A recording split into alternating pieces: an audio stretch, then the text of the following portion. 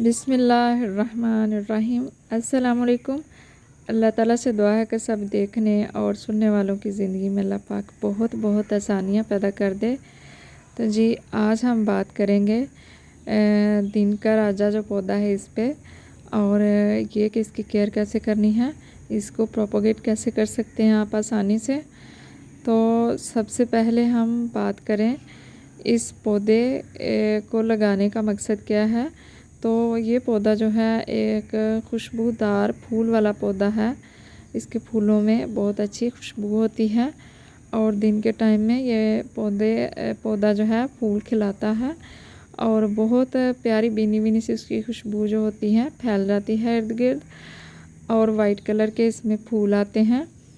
अब तो काफ़ी सारी इस पौधे की वैरायटी जो है वैरीगेटेड में भी आ चुकी है मार्केट में। अगर आप वो भी परचेज़ करना चाहें तो कर सकते हैं। मेरे पास अभी ये एक प्लांट ही है और मेरा इसके साथ एक्सपीरियंस जो रहा है वही मैं आपके साथ शेयर करूँगी। मैंने इसको 12 इंच के गमले में लगाया हुआ है और ये बामुश्किल 7 से 8 माह का पौधा है। जब मैं इसको लेके आई थी तो ये सिर्फ़ एक ब्रांच थी और अच्छी केयर करने से और अच्छा एनवायरनमेंट प्रोवाइड करने की वजह से ये पौधा बहुत तेज़ी से ग्रोथ करता है गमले में भी। और इसी पौधे को अगर हम ज़मीन में लगा दें तो इसकी ग्रोथ डबल ट्रबल अच्छी होती है। और इस पौधे के मिट्टी की बात करें तो आपने अगर चिकनी मिट्टी गमले में डालनी है तो उसमें आपने 25% रेत और 25% पत्तों की खाद, गली सड़ी या गोबर की सड़ी हुई खाद मिक्स करनी है और मिट्टी को अच्छा सा तैयार करके तो गमला फिल कर लेना है और उसमें इसको लगा देना है। और अगर बालू मिट्टी आप यूज़ कर रहे हैं तो उसमें आप रेत ऐड नहीं करेंगे। और इसको आप 12 इंच के गमले से लेकर 24 इंच तक के गमले में लगा सकते हैं, लेकिन जितना पौधा छोटा हो उसी हिसाब से उसको गमला देते जाएं और उसकी शिफ्टिंग बड़े गमले में फिर करते जाएं। अभी ये हमारा पौधा जितना घना है इसको हम 24 इंच के गमले में लगाएं तो ये 1 साल में कहीं ज़्यादा फैल जाएगा और बड़ा भी होगा। और इसके पानी की जो बात करनी है तो मिट्टी इसकी हमेशा गीली रखनी है, उसको ड्राई नहीं होने देना। और दूसरी चीज़ कि इसको फर्टिलाइज़ कैसे करना है, तो ये बहुत हैवी फीडर नहीं है। आम दिनों में आप इसको महीने बाद जो है एक मुट्ठी गोबर कंपोस्ट या डीएपी डाल दें, काफ़ी है। डीएपी डालनी है तो उसके आपने आधा चम्मच जो है वो डाल दें, उसके कुछ दाने 10 दाने 8 दाने इसमें डाल दें, काफ़ी है। और जब भी इसके ऊपर फूल आने का टाइम होता है, मार्च में इस पर ज़्यादा हैवी ब्लूमिंग होती है और मानसून की बारिशों के दौरान उस टाइम में इसको जो है वो अच्छी खाद डालनी चाहिए, ज़्यादा खाद आम दिनों की निस्बत, यानी कि हर 10 दिन के बाद 15 दिन के बाद इसमें खाद ऐड कर दें। और ये जो है ये इतना बुशी खुद से ही नेचुरली है, इसको मैंने पिंचिंग नहीं किया है। और ऊपर से तो ये ब्रांचेस मल्टीप्लाई करता ही है, नीचे से भी रूट्स इसकी अगर अच्छी मजबूत डेवलप हो जाएं, बन जाएं, तो नीचे से भी इसकी काफ़ी सारी ब्रांचेस जो हैं वो खुद ही बनती रहती हैं। और जो इसकी प्रोपोगेशन की बात करें तो सबसे पहले सीड की बात कर लेते हैं। इस तरह के इसके ऊपर सीड बनते हैं फूल खिलने के बाद और फिर इस तरह पर्पल से हो जाते हैं और थोड़े से ये और ब्लैक होंगे। और इनके अंदर से जो इसका सीड पॉट है इनके अंदर से 2-4 सीड जो हैं वो निकल आते हैं। ये देखिए कुछ इस तरह का इसका सीड है, तो इससे भी आप इसको लगा सकते हैं। और दूसरा तरीका इसका ये है, अगर आप कटिंग से लगाते हैं तो आपने इसकी कटिंग जो है वो 5 से 6 इंच तक लेनी है, 3 इंच की भी ले सकते हैं। और ऊपर से कॉम्पल से इसकी कटिंग आपने लेनी है, ज़्यादा आपने इसकी हार्ड कटिंग नहीं लेनी है। अगर इस तरीके से आप इसकी कटिंग लेते हैं और मेरे बताए हुए तरीके से लगाते हैं तो आप 100% कामयाब हो जाएंगे कटिंग लगाने में, जो लोग बिगनर्स हैं वो भी इंशाल्लाह। और मैंने इसी तरीके से कटिंग लगाई और वही एक्सपीरियंस जो है आपके साथ में शेयर कर रही हूँ। इसके नीचे वाले जो लीव्स हैं वो हम रिमूव कर देंगे।